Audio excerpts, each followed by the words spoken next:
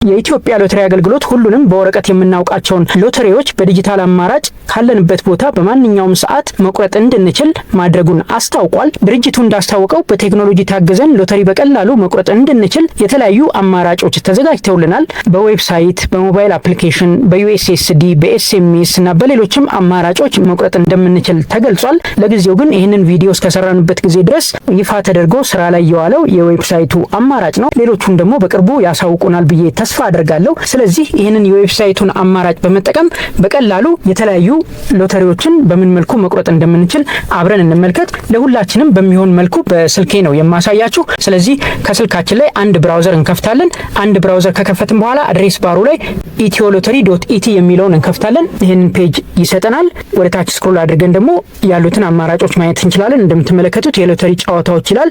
50 ሚሊዮን ሎተሪ አለ፣ ትንሳኤ ሎተሪ አለ፣ መደበኛ ሎተሪም በቅርቡ እንደሚካተት ያሳያል። ሌሎች ደግሞ ፈጣን ሎተሪዎች አሉ፣ የተለያየ ስያሜ የተሰጣቸውና በቀላሉ በ5 ብር በ10 ብር ቆርጠን እስከ 500 ሺህ ብር ድረስ ሽልማት ልናገኝባቸው እንደምንችል ነው የሚያሳየው። እዚህ ጋር የገንዘብ ከረጢት ይላል 150 ሺህ ብር ያስገኛል። የምስል ጨዋታ 150 ሺህ ብር፣ አልማዝ የሚለው ደግሞ 500 ሺህ ብር፣ ቢንጎ ሎተሪም አለ። ስለዚህ ከነኚህ ውስጥ የምትፈልጉትን ሎተሪ መርጣችሁ መቁረጥ ትችላላችሁ ማለት ነው። ለምሳሌ ትንሳኤ ሎተሪን መቁረጥ የምፈልግ ቢሆን እላው ላይ ክሊክ አድርግና ከዛ እዚህ ጋር በቀላሉ ሲስተሙ ቁጥሩን እንዲመርጥልኝ ማድረግ እችላለሁ። ያንን አድርጌ ትኬቱን መቁረጥ እችላለሁ ማለት ነው። ሲስተሙ ይምረጥልኝ አልኩት። እንደምትመለከቱት አውቶማቲካሊ ቁጥሩን አስገባልኝ። ይሄ ቁጥር ካልተመቻችሁና ሰርዝልኝ ማለት ከፈለጋችሁ እቺን ክሊክ አድርጋችሁ ባዶ ያደርግላችኋል። እንደገና ሲስተሙ ይምረጥልኝ ብትሉት ሌላ ቁጥር ይቀይርላችኋል ማለት ነው እንደምትመለከቱት። ስለዚህ አሁን ቁጥሩን መርጦልኛል። ቁጥሩን እንደዚህ መርጬ ከጨረስኩኝ በኋላ ሙሉ ዕጣ ነው የምንፈልገው፣ ነጠላ ትኬት ነው የምንፈልገው ወይስ ደግሞ ሁለት ነጠላ ትኬት ነው የሚለውን ትመርጣላችሁ። ለጊዜው ሙሉ ዕጣ ነው የምንፈልገው። ስለዚህ ቁጥሩን እንደዚህ መርጣችሁ ከጨረሳችሁ በኋላ መርጬ ጨርሻለሁ የምትለዋን ትጫናላችሁ። መርጬ ጨርሻለሁ የምትለዋን እንደተጫናችሁ ወዲያውኑ እዚህ ጋር እንደምትመለከቱት ካርት ላይ ቁጥሩን ያሳያችኋል። ብዛቱ ምን ያህል እንደሆነ፣ ስንት ብር እንደምትከፍሉ ያሳያችኋል። ከዛ እሷ ላይ ፕረስ ታደርጋላችሁ። ወዲያውኑ እንደምትመለከቱት ለመክፈል ዝግጁ ነኝ የምትል ኦፕሽን ትመጣላችኋለች። እሷን ፕረስ ስታደርጓት ክፍያ ማረጋገጥ እንዳለባችሁ ይናገራል። ክፍያ ያረጋግጡ የሚለውን ተጫንኩት። ክፍያ ያረጋግጡ የሚለውን ከተጫንኩኝ በኋላ የተለያዩ የክፍያ አማራጮችን እየሰጠኝ ነው እንደምትመለከቱት። ሲቢኢ ብር አለ፣ ቴሌ ብር አለ፣ ቻፓ አለ፣ ሳንቲም ፔ እና ሌሎችም አሉ። ስለዚህ መክፈል የምፈልገው በቴሌ ብር ነው። ቴሌ ብርን ከመረጥኩኝ በኋላ ስልክ ቁጥሬን አስገባለሁ።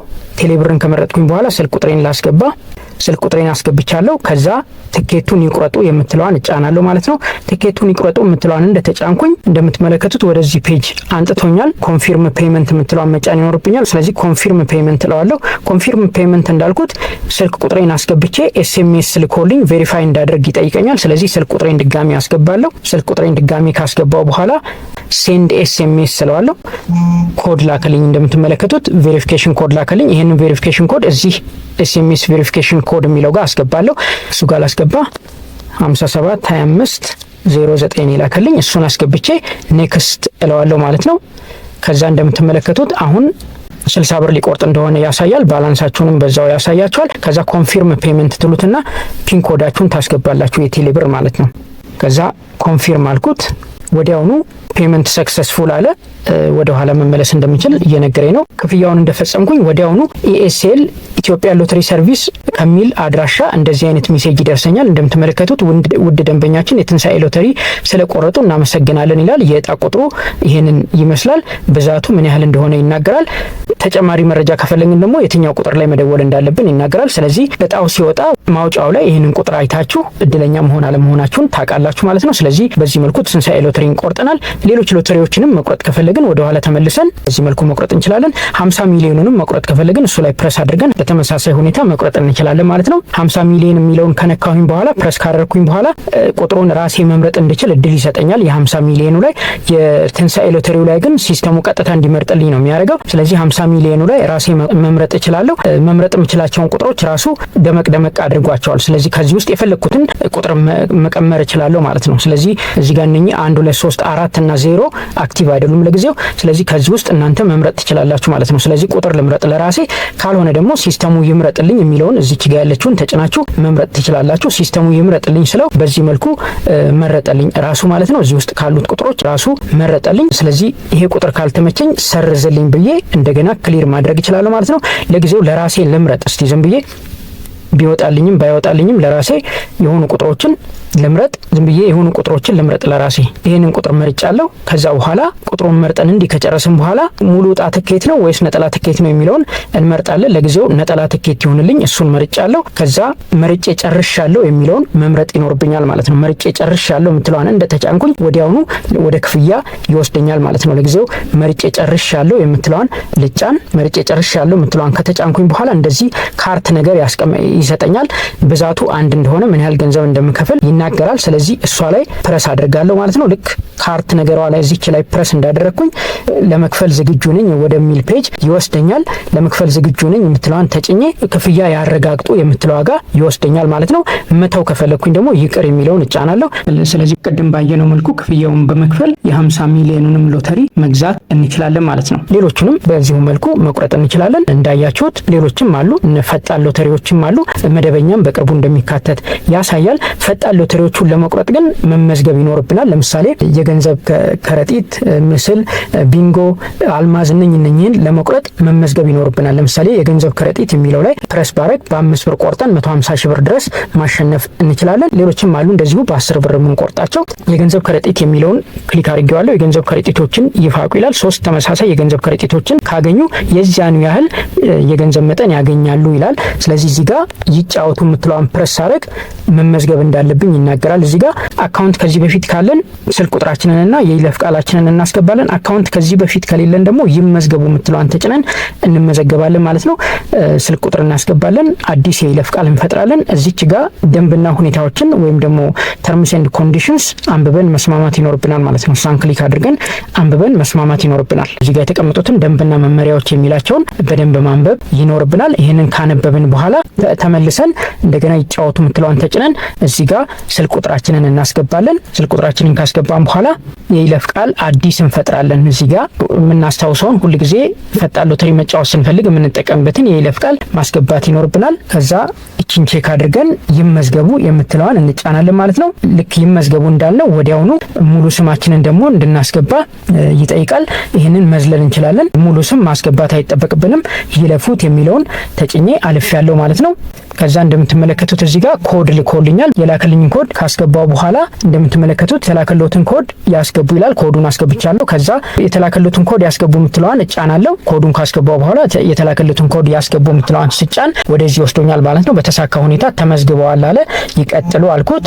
መመዝገቤንም እዚህ ጋር በኢኤልኤስ ሎተሪ በሚል ኤስኤምኤስ አረጋግጦልኛል። እንደምትመለከቱት በኤስኤምኤስ መመዝገቤን አረጋገጠልኝ። ውድ ደንበኛችን ስለተመዘገቡ እናመሰግናለን። በመለያየው የ50 ብር ጉርሻ አግኝተዋል ይላል። ለመጀመሪያ ጊዜ ፈጣን ሎተሪዎችን ለመጫወት ብለን እንደተመዘገብን 50 ብር በሽልማት መልክ ይሰጠናል።